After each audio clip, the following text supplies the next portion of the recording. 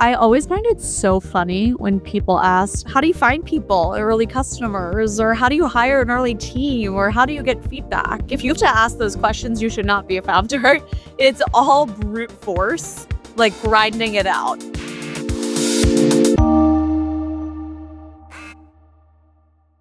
Finding and getting to work with the right design partners at the very start is a major contributor to getting a startup off the ground successfully. Design partners not only allow you to co-develop your product with real users, but they also help you make sure you directly address a genuine need. This is what we'll dive in on today: how to find and leverage design partners, not only as you get off the ground, but also as a much more established player that's looking to bring new features and products to market, which is not something many do. Our guest today is Alexa Grabell, co-founder and CEO of Pocus, a startup that turns data into revenue. With Pocus, go-to-market teams at Asana, Canva, Amiiro, and many more save over 10 hours a week digging through data to surface millions in pipeline. To date, Pocus has raised over 23 million from the likes of First Round, Coatue, Pear, and angels including Scott Belsky, Lenny, Rachitsky, Packy McCormick, and Jack Altman. Welcome, Alexa. It's wonderful to have you on. Today's topic is an exciting one. Take us back to 2021 when you were still in business school at Stanford and started to work on what is now Pocus.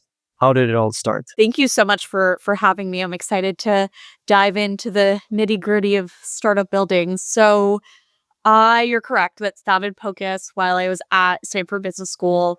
Before Stanford, I was building out sales strategy and ops at a company called Data and then went back to school, met my co-founder. And during that time, we decided, hey, we want to build a company together. We took a class called Bean Launchpad at Stanford. And really the vision that we were tackling is the same one that we're tackling today of how can we unlock data for go-to-market teams. And how we got there was much windier than how I just explained it in 10 seconds. We had lots of different ideas on actually in 2021 on what that meant and what the products could be to solve that.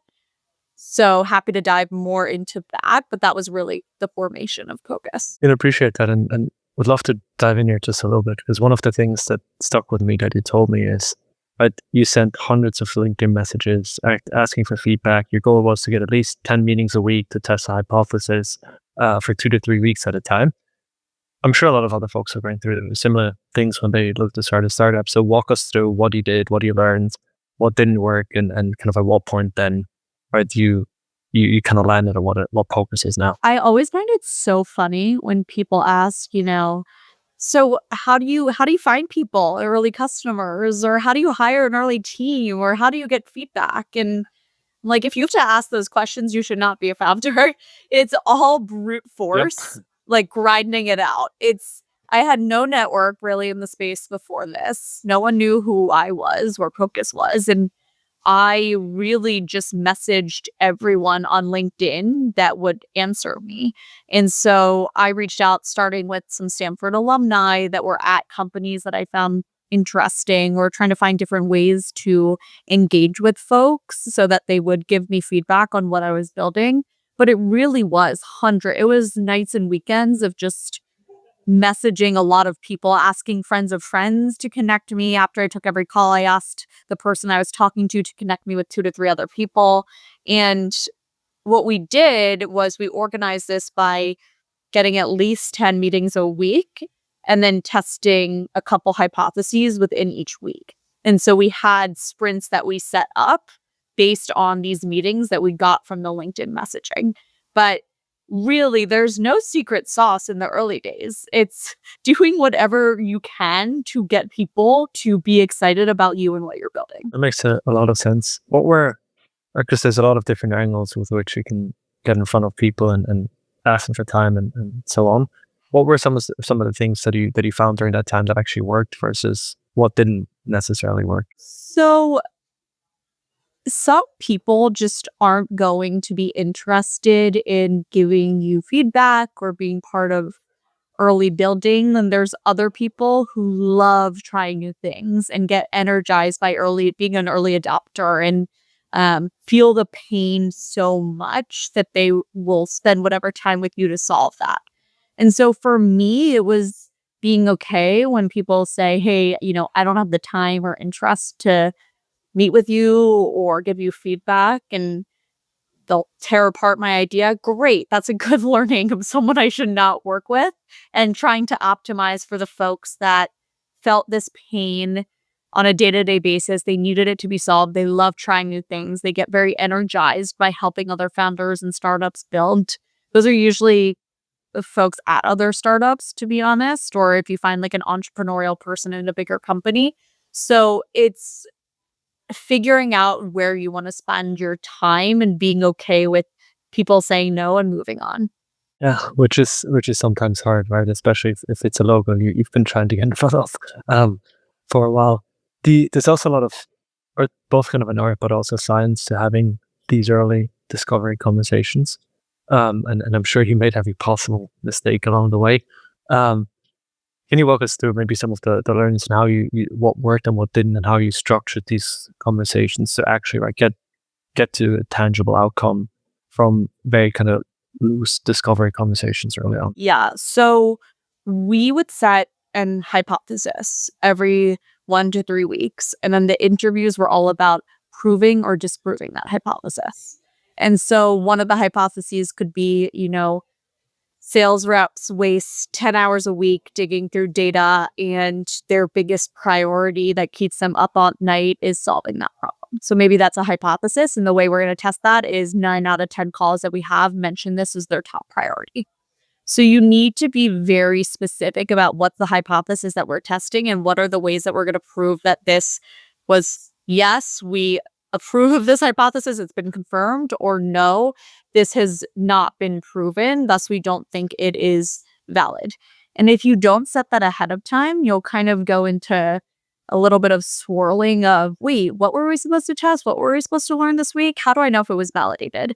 I'll also say leading with curiosity and not guiding, not leading the witness. So it is something that I did wrong early on, and of kind of being so, feeling like I need to I really want them to validate this hypothesis. I really want this to be their top priority. And so framing questions of, so here's the problem, like this is a priority for you, right? Tell me more, versus starting with, so what are the top 3 things that are keeping you up at night? And letting people kind of come to that on their own. So it really is a matter of being data driven with your hypotheses and then leading with curiosity to make sure that you are not leading the witness. Instead, you're getting the real answer from the person on the phone. That makes a lot of sense. How did you go about it? If someone went down, if what you were looking to validate wasn't a top 3 priority, would you kind of run with it and try to dig in on their top 3 priorities just to figure out, right, if there's actually a very different way to build, or For something very sure. different to build for Pocus, or did you actually try to get them towards your hypotheses that you were looking to validate during those couple of weeks? I typically would probe them on it to understand if there's another priority that's common across. We were talking to CROs, sales leaders, rev ops, if there's another priority I was missing, or I would say, seems like this is not a priority for you. Can you tell me why? And really probe there and understand, is the reason it's not a priority just because it's really like a dumb idea that I have and I shouldn't be validating it? Or is it not a priority because this person is taking a 1 month sabbatical and is just trying to get everything across the finish line before he or she leaves? And so it's really just like the curiosity thing, like really probing to understand the why behind everything. That makes a lot of sense. Maybe kind of last question here before we move on. How long did you do that for, and how many different ideas did you have to go through until you actually landed on what Pocus is now? So the class was 3 months long. I think it took us 2 months of doing this before landing at the product that we built today. We went through so many ideas. My team jokes about it. We show sometimes at our like annual kickoffs kind of how Pocus evolved within those first 2 months. And their joke is, I think that you tried every single sales tool under the sun and tried to build that. And we had different reasons for not building each one. So it was like every week testing a different hypothesis, building MVPs of products. We even, if we thought that an idea was interesting and there was a company that already existed but was early, we'd pretend to be sales reps at the company and try selling the product to see how it actually landed. So we got through hypotheses so fast just by doing anything we could to test it. Fascinating. You haven't heard the sales rep approach yet. That's an awesome one. Yeah, I'm not sure those people like me anymore, but it's okay. So as long as you don't mention names, it's all good. The and so then right, you had a bunch of these discussions with individuals, and after a while, you had reached a point when your rate of learning started to actually just decrease, and you wanted to start transitioning these people that gave you feedback over to actually being design partners without actually having an actual product yet. So can you walk us through right how you went about that part of the discovery journey?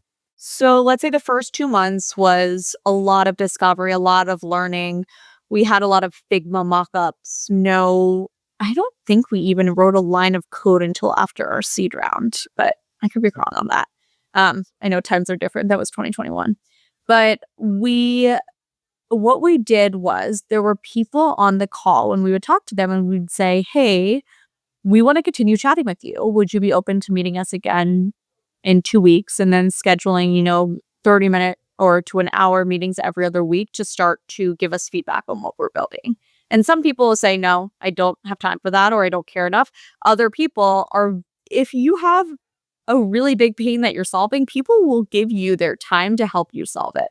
And so how we structured it was meet with us every other week for the next probably like 3 months.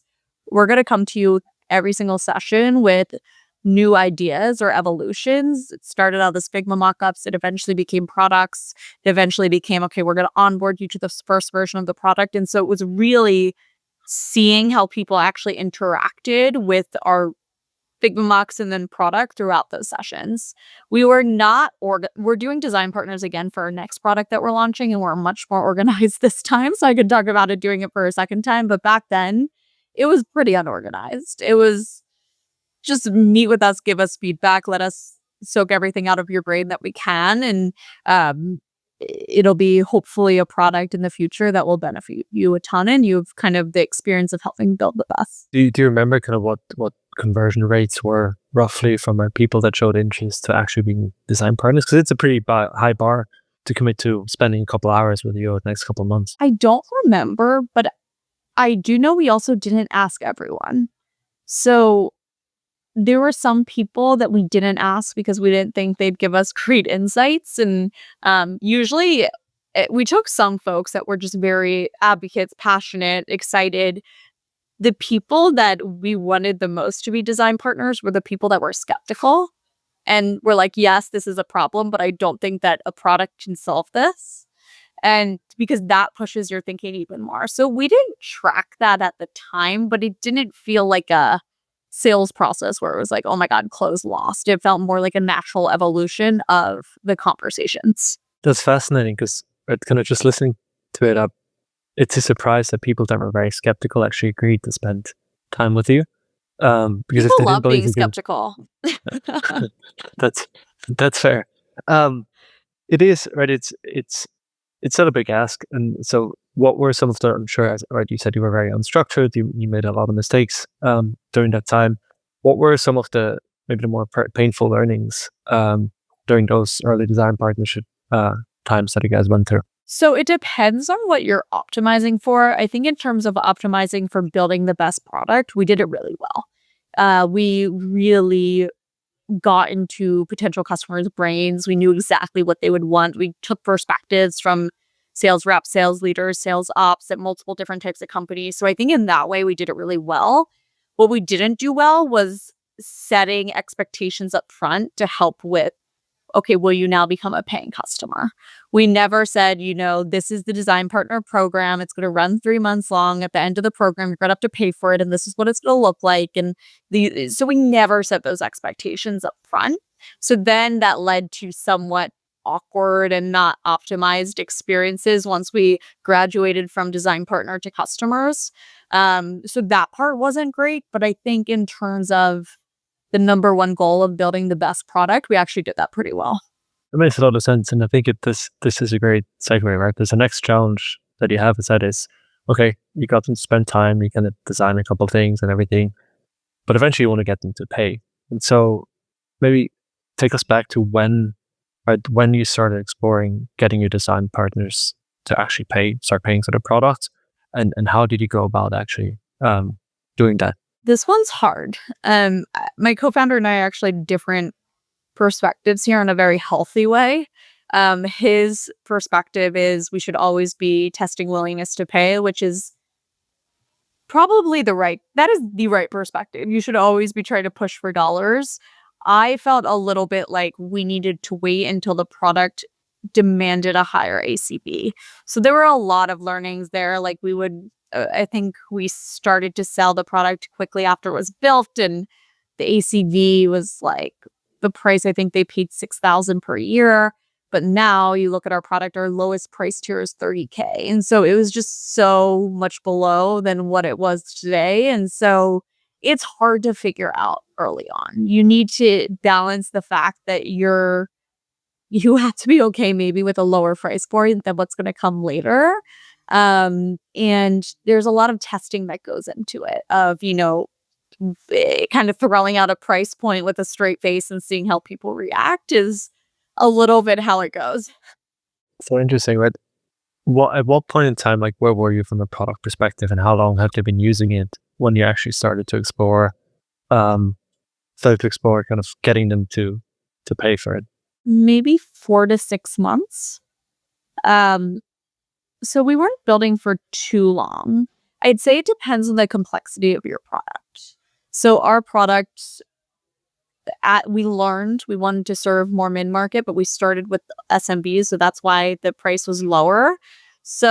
But this time around, we're building more of a self-serve offering, so you might be able to charge earlier, but with a lower price point. So it depends on, 4 months of building could be a lot of time for some products and nothing for others, depending on the complexity and whether you're building a feature or a platform and multiple other factors.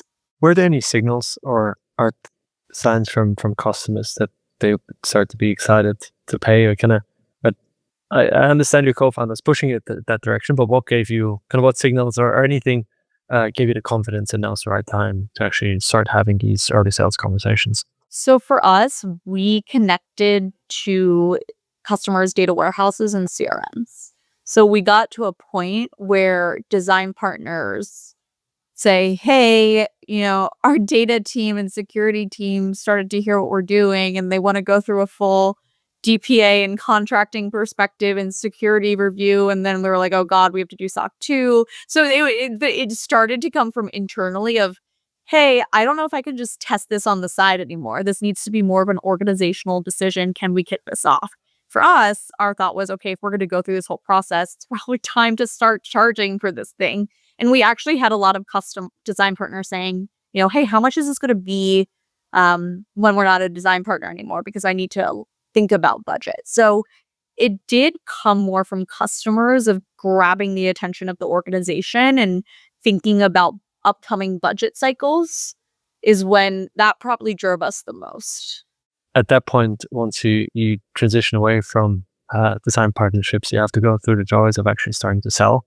And when we last talked, you said you probably made almost every mistake out there with sales early on. What do you remember being some of the major ones and kind of learnings that you picked up along the way, outside of just about doing it over and over and over again?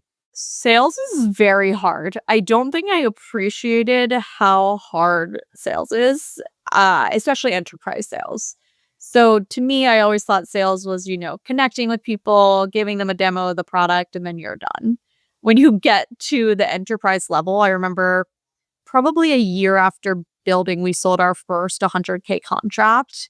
And it was so much kind of art and science that I didn't know how to do. Everything from, managing multiple different stakeholders, negotiating with procurement, like how to negotiate with procurement. Like it's something you need to learn how to do, and the gives and the gets, and making sure you're keeping each person in the loop and running a tight process. It is not something I knew how to do. And I think I messed up every part of the journey and then still brute forced our way to an 100K product because we had a 100K deal because we had a good product.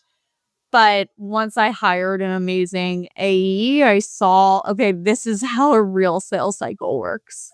How did you personally go about learning sales, right? There's a lot of content out there, there's a lot of materials out there, but everyone's saying kind of something slightly different. Doing it in real life is very different to just reading it. What Yes. worked best for you? So it depends on the type of sales you're doing. I think if it's more of a transactional, smaller sales deal size, you could probably learn it online. For me, once we got to the bigger contracts, it was really a matter of doing it and messing up and learning quickly. I had an advisor named Emery, who's an operating partner at First Round, and she's a former revenue leader. And so she advised me a ton on just, I would have a call with a customer. I would call her after and ask her, what did I do wrong? What am I supposed to do as a next step? And so it was being in the weeds. And then honestly, when I hired sellers, I learned from them a lot. The little things like, a founder, my gut is always get people in the product. The product's so amazing. Don't you want to see our product? And then you hire an experienced seller and they're spending way more time doing discovery, uncovering pain, building rapport, building trust, driving expertise. And I didn't know that's what you're supposed to be doing. So it's a little bit of just getting in there and doing it. And then for me, it was having an incredible advisor as well as a really good founding AE. Is there any single piece of advice that stands out the most to you during that time? The advice. I think there's an art to sales, and the more structured you are with your sales process, the better. And especially enterprise organizations almost appreciate how you run your sales process just as much as they appreciate your product. And so really learning how to be structured, have a framework, have clear next steps, have a process goes a long way. Also, one of the things that stuck with me that you told me is kind of talking about sales and transitioning from design partners to actually selling. One of the mistakes that he made is charging customers too early, as a lot of people tell you to charge as to see if there's actually real pain, and that led to some early customers churning on your end because you should have never sold them. The product wasn't ready. They weren't necessarily the right customers yet. How do you think about and once you start selling, you start to realize what your actual ICP is, and that some of the early right kind of customers wins you just got and you were happy to take aren't actually whom you're building for. And so how do you think about that now, kind of looking back at that time? Early churn is not something that you should lose sleep over it in the sense of how do I improve my business and my product so this doesn't happen in the future. But the reality is you're just going to have some churn early on for the wrong ICP. So like I said, we sold that $6,000 contract too early to a customer that shouldn't have been a customer, and they churned the next year. But luckily at that time, we had all these other ICP customers that were paying much more. And so in the grand scheme of things, when you look at NDR, it doesn't matter. But at the time, of course, it felt awful. I think it's just being okay with the fact that you are experimenting and learning. And you need to know that whether you're in the experimenting learning phase or in the growth phase. And so are you optimizing for figuring out what's the right product and getting product market fit?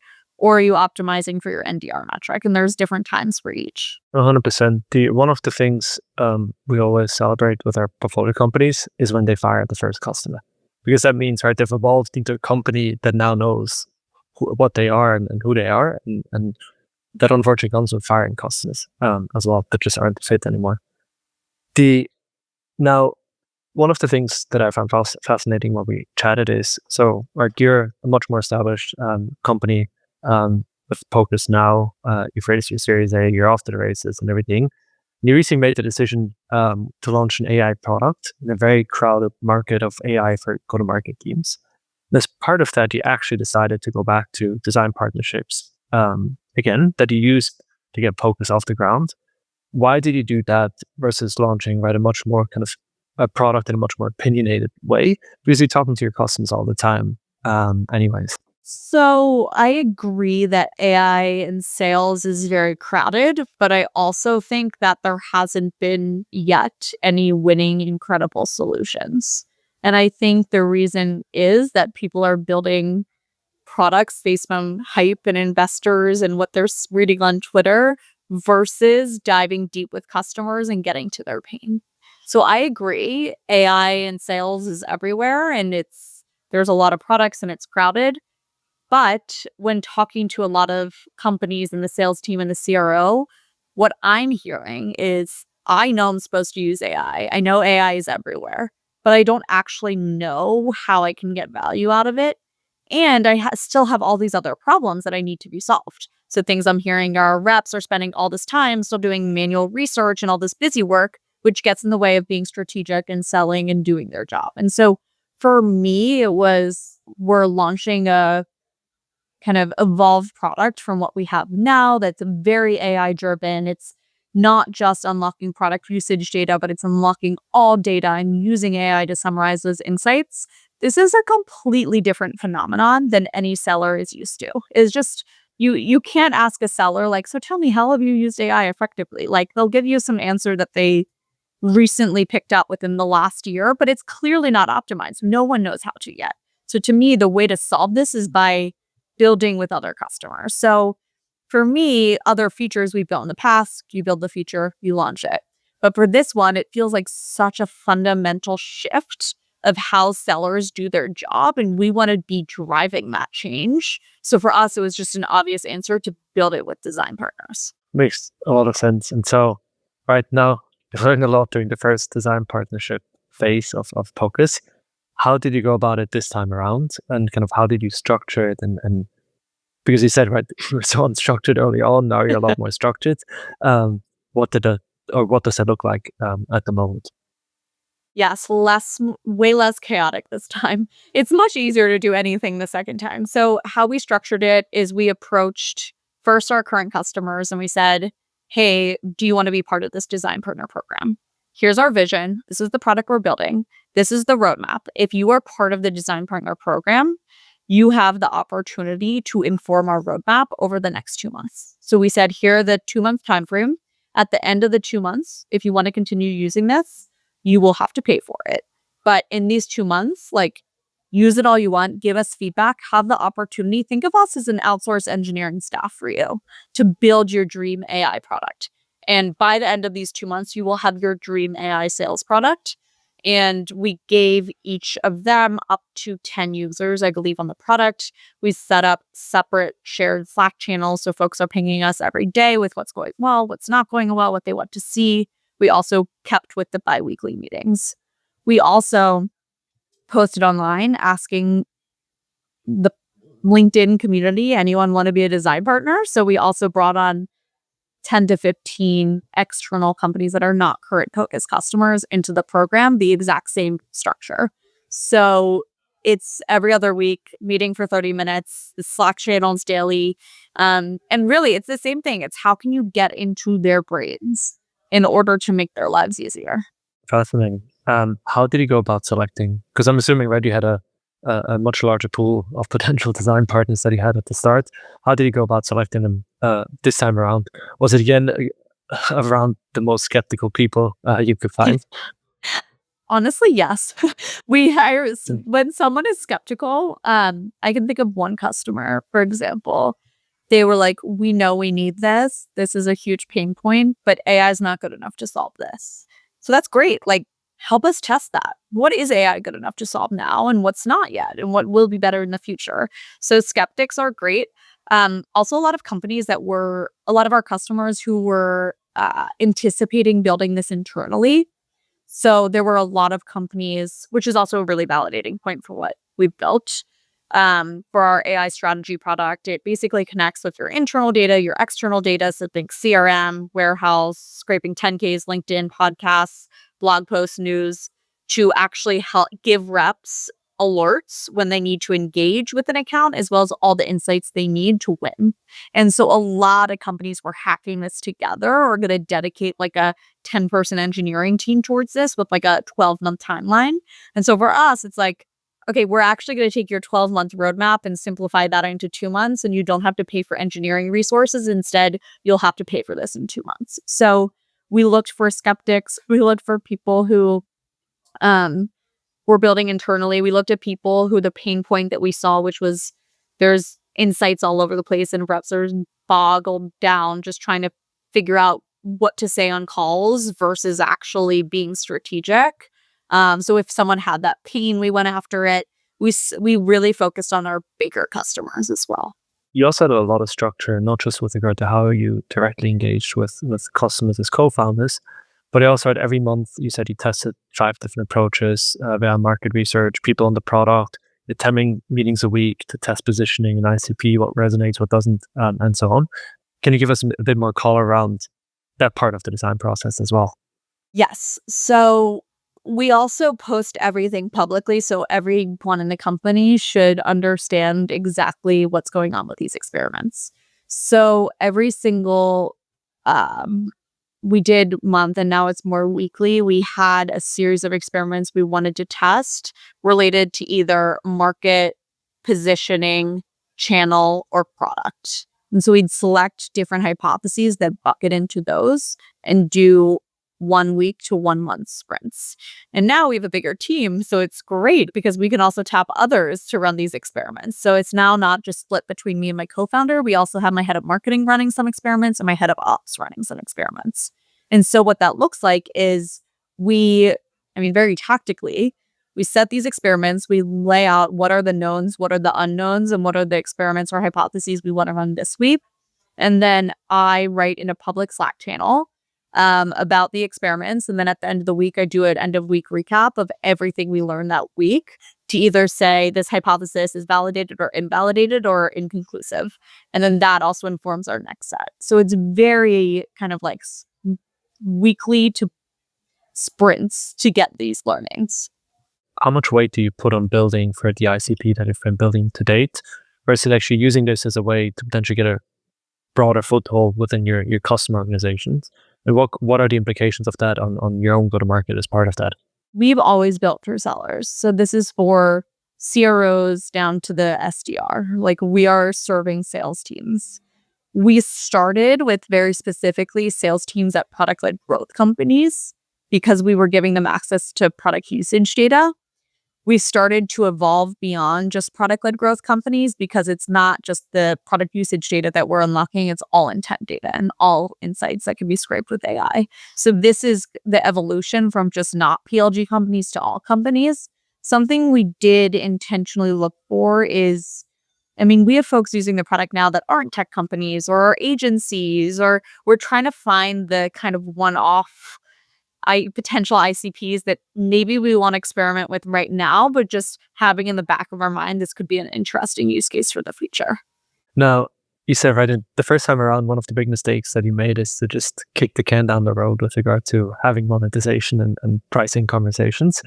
I know this time around, you decided to wait with monetization until the end of this 2-month period.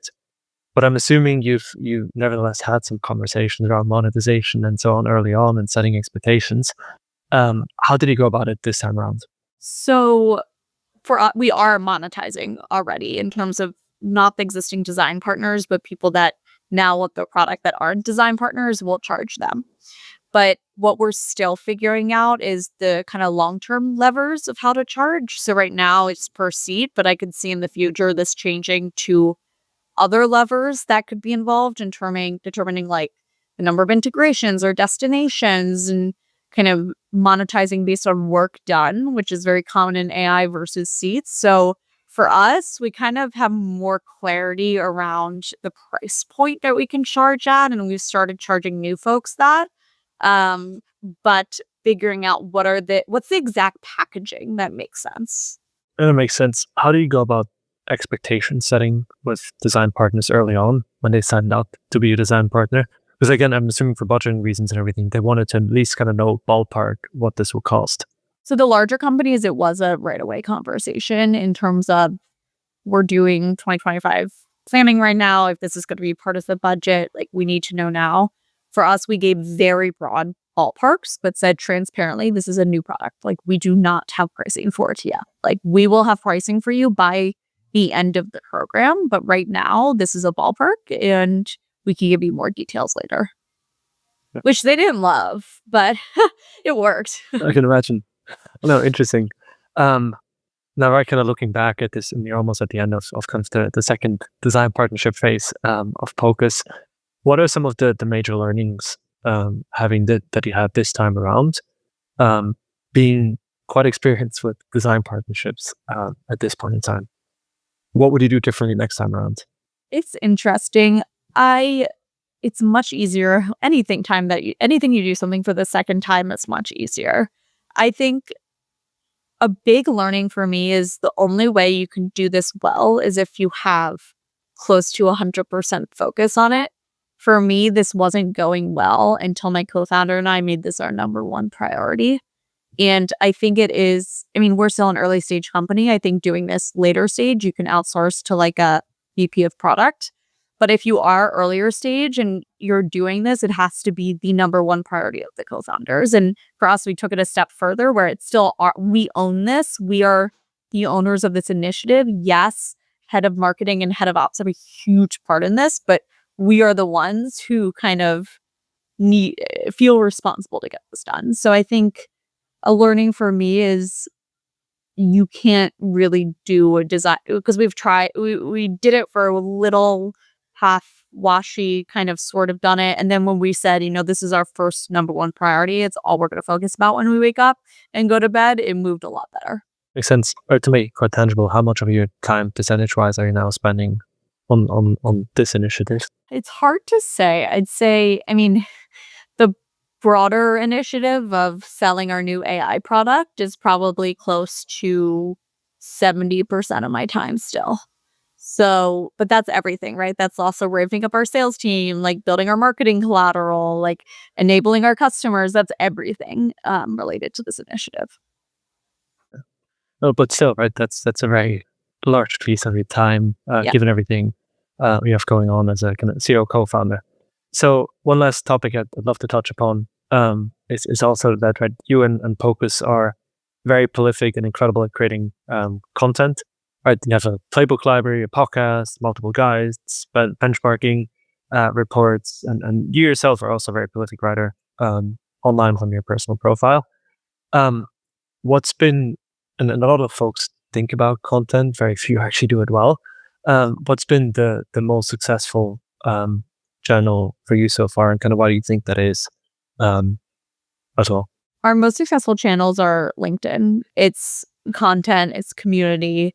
We have a Slack community of close to 4,000 people, but I think of community as kind of everyone engaging with Pocus, whether it's on LinkedIn or in that community or elsewhere, or like in-person events. But that is by far our best channel. Interesting regarding Slack, right? Because it's a lot of folks like the idea of Slack communities.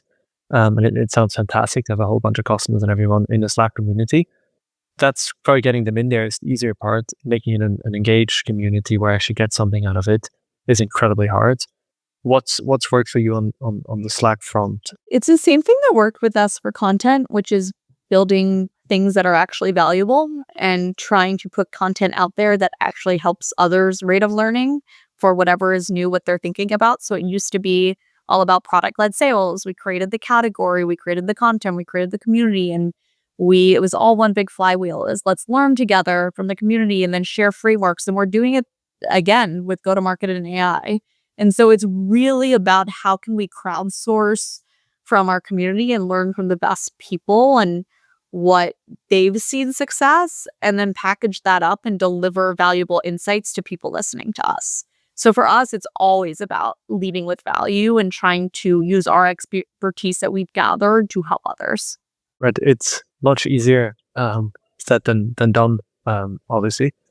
Maybe on that, right, kind of going back to the early days, getting a community off the ground is also incredibly difficult. Once you reach a certain velocity, it becomes much easier as long as you maintain the quality bar. How do you get your Slack community off the ground when you weren't really an established brand in the industry yet? So it's being valuable and helpful. I invited, I think, 50 people into a Slack group, and I stood up bi-weekly AMAs with leaders, and I invited them to it to learn. I remember our first one was with Mecca, our seed investor at first round, and it was just ask him anything, and people loved the opportunity to ask people questions in a kind of low-key environment. And that still exists now 3.5 years later. We do bi-weekly podcasts, and we invite the community members. They can come and ask questions live. And it's really about making sure that you're helping the people around you and it's for their benefit. We never try selling anything in the community. That's what I've learned personally as well. I could also run a network of good market folks. And to know, but one of the most important rules we had was you're not allowed to sell to anyone in the community, even though you're inclined to, because otherwise it doesn't work. If you were to start Pocus again, how would you go about your content strategy differently, or kind of what did you learn along the way to get to where you are right now?